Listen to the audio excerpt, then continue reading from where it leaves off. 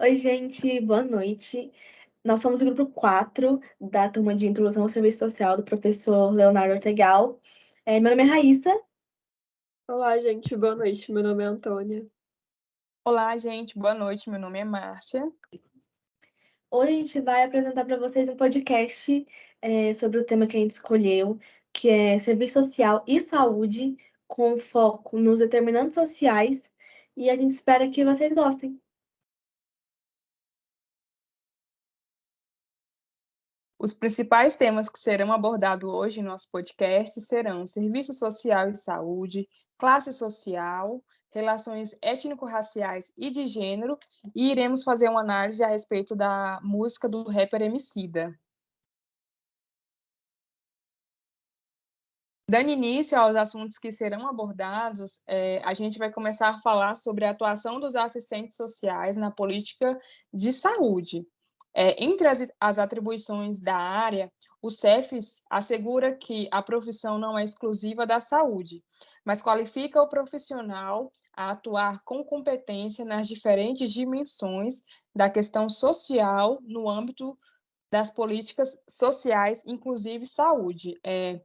Vale a gente destacar que o assistente social ele tem um papel importante, seja no CAPS, seja nos hospitais, nas UBS, nos prontos de socorro. Que papel é esse, né? O assistente social ele tem um papel de assegurar direitos a esses cidadãos que muitas vezes estão marginalizados. São pessoas que não têm conhecimento do seu direito, são pessoas que estão passando por vulnerabilidades e simplesmente não têm consciência que existem instrumentos do governo para que possa sanar por completo, para simplesmente dar um auxílio, né, que necessite. Então, a intervenção prática e teórica do serviço social no SUS é fortalecida na proposição de caminhos para o desenvolvimento da autonomia e da emancipação. O que seria isso em prática, né? A gente entende que uma pessoa que ela está em vulnerabilidade em situação de rua, uma mulher que sofreu violência doméstica, uma criança que sofreu abusos, não ele não somente precisa de um atendimento médico, um atendimento psicológico, um atendimento por parte da polícia, né? Mas que ele precisa de uma pessoa que tenha uma escuta ativa para as necessidades dessas pessoas, né? Porque a gente entende que existem demandas econômicas, existem desigualdades que elas realmente estão no dia a dia. Ela pode ser não vista por a maioria da sociedade, mas existem essas demandas e elas precisam ser supridas pelo governo. Só que por a massa não ter conhecimento, muitas vezes as pessoas não correm atrás. É o que a gente viu no período de pandemia, né? O governo disponibilizou acesso aos auxílios, mas constatou-se que em determinados estados do país tinha pessoas que não tinham RG, ou seja, essas pessoas elas não existiam para o governo federal, entende? Então, como que eu vou dar acesso a essa pessoa a demandas que lhe tiram da vulnerabilidade, as demandas que lhe tiram da linha de pobreza, entende? Então, as demandas apresentadas no cotidiano de um profissional elas estão relacionadas a facilitar acesso ao atendimento através de solicitações básicas, seja de exame, marcação de consulta, participação ou execução em reuniões em conjunto com a equipe multiprofissional para discutir e analisar casos e reclamações sobre o atendimento, além de visitas domiciliares, levantamentos e análise de dados. Eu queria só complementar sobre essa questão que você trouxe, né? As pessoas em situação de rua, pessoas em situação de violência doméstica, que isso tudo tá dentro da saúde, né? Que como a gente, geralmente, a gente entende saúde como aquela saúde física, estar bem com todos os parâmetros regulados, mas também tem uma questão de você estar em um ambiente saudável para você, saudável mentalmente para você, em um ambiente com infraestrutura adequada, ter acesso à alimentação, ter acesso à infraestrutura básica de saneamento, Então, tudo isso também está envolto ao que você falou sobre esse papel importante do serviço social, do assistente dentro da saúde. Exatamente, é uma questão de cidadania, né?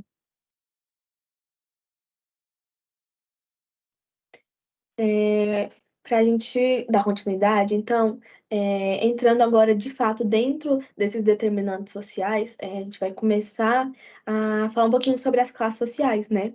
Que o quanto elas são importantes e o quanto elas interferem dentro da sociedade capitalista que a gente vive. Então, a gente vê uma sociedade com muitas desigualdades sociais, né? Então, a gente vai ter uma população, aquela população da base da pirâmide, com acesso limitado a serviços de saúde, né? Então, assim, são pessoas que acabam marginalizadas, pessoas que acabam vivendo em lugares em que a infraestrutura, até mesmo de transporte, infraestrutura de água tratada, de esgoto tratado, não chegam. Então, isso acaba acometendo principalmente essa população que mora à margem da sociedade, literalmente. A gente vê aqui mesmo no DF, né? A gente tem alguns lugares que são considerados favelas, se a gente pode falar esse nome, que há pouco tempo teve umas discussões, lugares que são considerados invasões também, que não possuem esse tipo de tratamento do Estado, que o Estado acaba não chegando por opção ou por não conseguir mesmo. E aí a gente tem barreiras financeiras que são as mais importantes, eu acredito, junto com essa marginalização, já que essa barreira financeira ela afeta diretamente ao acesso dessa pessoa aos direitos básicos de saúde, de educação, né, de infraestrutura. E um ponto importante também que a gente pode trazer dentro da questão da classe social é ainda a questão das mulheres. Que as mulheres, quando a gente vai falar sobre saúde reprodutiva, contracepção, a gente já tem um conhecimento maior, só que isso acaba não chegando para as mulheres das classes mais baixas, né? Elas, então, acabam não tendo acesso a esse tipo de educação, e aí que entra também a importância desse profissional de que vai fazer o intermédio entre essa pessoa que precisa e o Estado que tem que garantir os direitos dela. Alguém tem algo para pontuar? Não, perfeito. Não, perfeito. E sobre. Agora a gente vai continuar falando sobre os outros determinantes sociais que eu acho também importantíssimos, que são as relações étnico-raciais e de gênero, acrescentando também a classe social, porque ela está envolta em tudo isso, né? Eu queria citar um trecho de um texto escrito por Antônio de Carvalho, que ele vai falar o seguinte: as inequidades em saúde que existem em todos os países acontecem por conta das condições em que as pessoas nascem, vivem, trabalham e envelhecem. Então, ele vai falar isso e puxando para o nosso contexto, para a nossa sociedade brasileira, a gente vai ter que a gente tem um problema enorme histórico. Então, com a questão do patriarcado, com a questão da escravidão, que a gente vê que ainda é um problema, ainda gera problemas, né? A gente tem, então, por sua maioria das vezes, a população negra, a população das mulheres negras, em uma grande parte marginalizada, né? Tem um autor que acho que é muito interessante o texto dele, ele chama Mário Teodoro, e ele vai falar que durante o processo de entrada das mulheres no mercado de trabalho, as mulheres negras já estavam nele há muito tempo e elas assumiram, por vezes, os papéis que eram considerados femininos dentro da casa dessas mulheres brancas de classe média, para que essas mulheres pudessem entrar no mercado de trabalho. Então, muitas vezes, mulheres negras, homens negros, assumiam esses papéis de subalternidade, né, para que essa outra classe pudesse ascender. Um dado que eu acho interessante a gente trazer é que isso está muito, assim, para a gente trazer para a prática um pouco, foi um dado divulgado pelo IBGE em 2021, que cerca de 62%, quase 63% das pessoas que vivem em domicílios chefiados por mulheres, sem cônjuge e com filhos menores de 14 anos, estavam abaixo da linha da pobreza. Então, assim, a gente vê que a classe social, a pobreza, ela está muito intrínseca a esse padrão de pessoas negras, mulheres, o que é bastante triste, já que, né, é um padrão histórico que é difundido até hoje.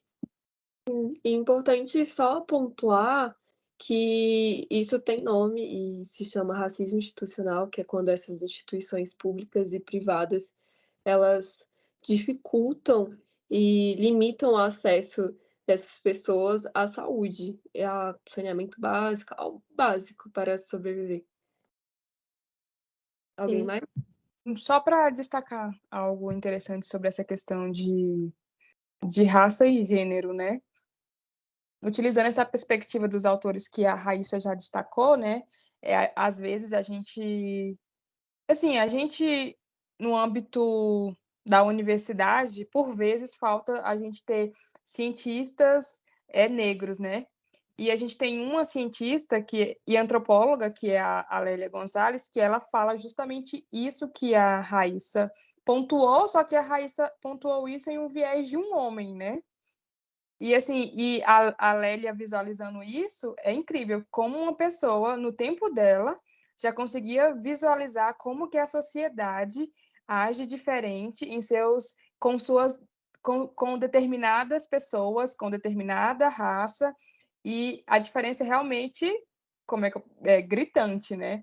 E ela fala isso em uma perspectiva de feminismo, né? Onde o feminismo para a mulher negra, ele realmente nunca existiu, porque nunca, em momento algum, foram vistas as necessidades dessa mulher.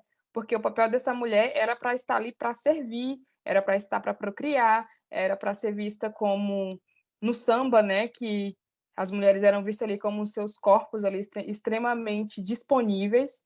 E assim, então, essa questão de racismo relacionado ao gênero é algo que vem se perpetuando, né? Algo que veio com a escravidão, onde todo mundo sabe dos casos de violência sexual que existia no período de escravidão. As mulheres negras eram realmente utilizadas somente, né, para fins ali de maneira extremamente violenta, e se ficassem grávidas, os seus filhos ou se tornava, né, mais um dos negros, ou ela abortava, entendeu? É tanto que os dados hoje, eles são completamente explícitos sobre uma classe que está ali à margem, entendeu? Quando se fala de mulheres solteiras que têm que sair de casa todos os dias, que tem filhos, que se mantém sozinha, qual é a cor dessa mulher? Essa mulher tem cor. Essa mulher, ela tem uma residência, todo mundo sabe que é periférica. Essa mulher é uma mulher negra. Então, assim, o racismo, ele, quando a Antônia cita essa questão de racismo estrutural, porque realmente existe uma estrutura para aquilo. É muito fácil o negro ser visto ali no papel de servir, né? De ser serviçal. É muito mais fácil, é muito mais cômodo, entende? Mas aí, quando o ponto é vamos dar acesso a essas pessoas, vamos mostrar políticas a essas pessoas, que é o papel que o assistente social ele tem hoje, aí os debates giram em outro tom, né? A cota é totalmente questionável, as pessoas não se discute que, como é que eu posso dizer, essa questão de, isso aqui eu não sei se eu posso falar a palavra bizarra, mas vai ficar assim, meninas, que em um parto normal, mulheres negras sofrem mais do que mulheres brancas, porque acredita-se que mulheres negras têm mais força, entendeu? Então não precisa usar anestesia. São coisas extremamente bizarras e que está no cotidiano nosso e que existe, que precisa ser conversado e que a gente precisa realmente trazer pautas referente a isso. A gente precisa discutir isso, porque existe na sociedade, né? Sim, e a Lélia, ela traz dentro do livro dela, Racismo e Sexismo na Cultura Brasileira, ela fala do racismo de uma forma psicanalista. É interessante, quem puder ler um pouco, é muito bom ver. Ela até fala, tipo, tem um povo branco falando da gente, meio que da gente pra gente. E ela também pontua que, através da psicanálise, foi que ela teve o contato com essa ancestralidade dela, sobre a memória dela. Ela fala bastante sobre isso. E ela usa o termo interseccionalidade, que ela defende que essas violências sofridas por mulheres, elas são perfiladas. Ou seja, elas têm as suas dimensões, ela tem suas camadas. Ela identifica essas camadas como raça, classe social e gênero. E só pontuando, trazendo um dado, que no Brasil, 92% dos trabalhadores domésticos são mulheres pretas. Então, é interessante a gente fazer esse recorte e trazer mais para o debate. Alguém mais quer pontuar?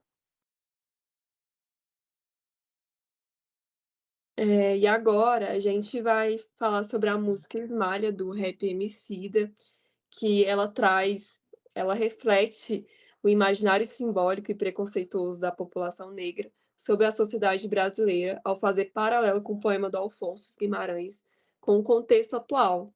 Então, ele resignifica e aborda a saúde mental da população negra, paralela à tentativa de encaixe nos padrões sociais ocasionados pelo racismo estrutural, que a nossa colega Márcia citou. E tem um trecho da música que ele diz: ela quis ser chamada de morena, que isso camufla o abismo e a humanidade plena. A esmalha do Emicida, ela corresponde a 52,9% da população brasileira, que são negros e negras, e isso representa o lugar social e o lugar simbólico da população negra, no imaginário da sociedade brasileira. E esses dois lugares contribuem para a manutenção e reprodução do racismo. E o racismo cria a esmalha para a Emicida, e ela se materializa nos índices de mortalidade de juventude negra, e ele cita até no trecho da música, ele fala 80 tiros te lembram que existe pele alva e pele alvo, e no encarceramento em massa da população negra, na alta taxa de suicídio de jovens pretos. Isso foi um levantamento feito pelo Ministério da Saúde e pela UNB. Portanto, para o Emicida, ser esmalha está relacionado ao adoecimento psíquico e físico dos pretos.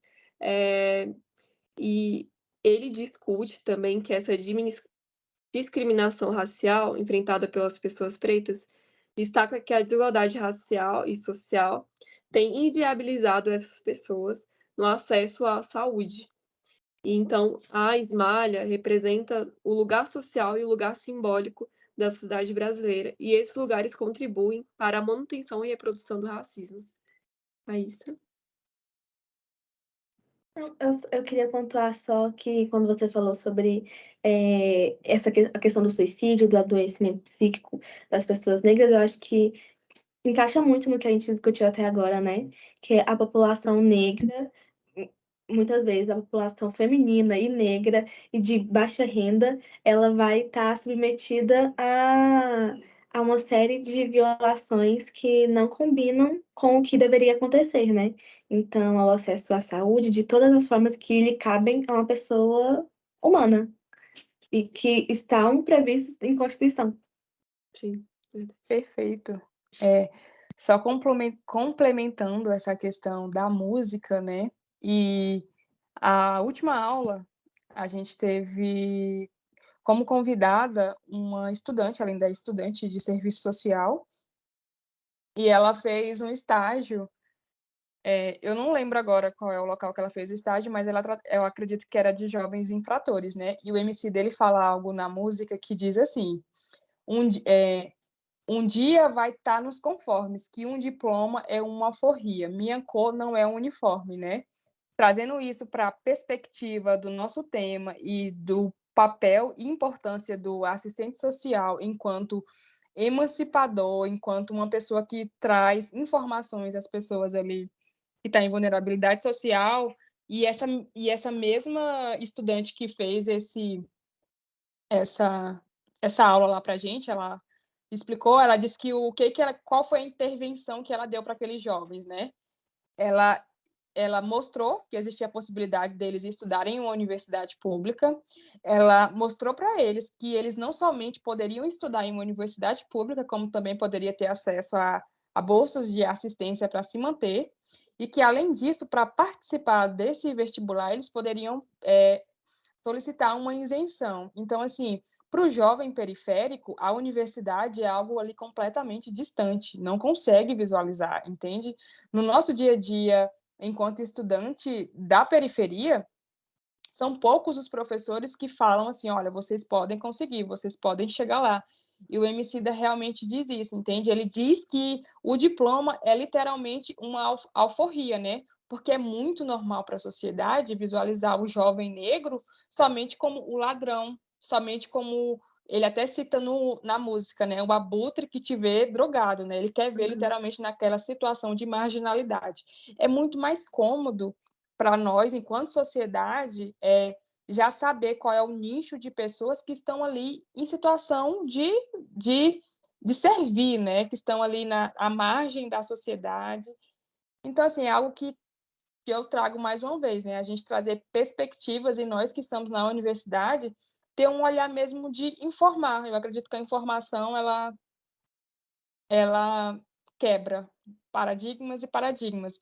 E é algo que está restrito a um assistente social, mas que a gente percebe que assim faz impacto no dia a dia de diversas famílias, de diversas casas e quebra diversos ciclos.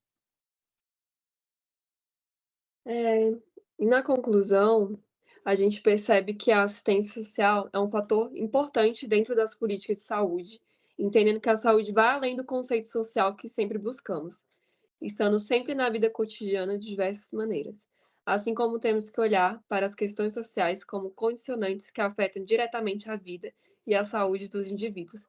Assim, podemos dizer que a atuação da assistência social dentro das políticas de saúde tem um grande impacto ao garantir que os grupos minoritários que estão à margem da sociedade tenham acesso à saúde em todos os âmbitos que lhe cabe.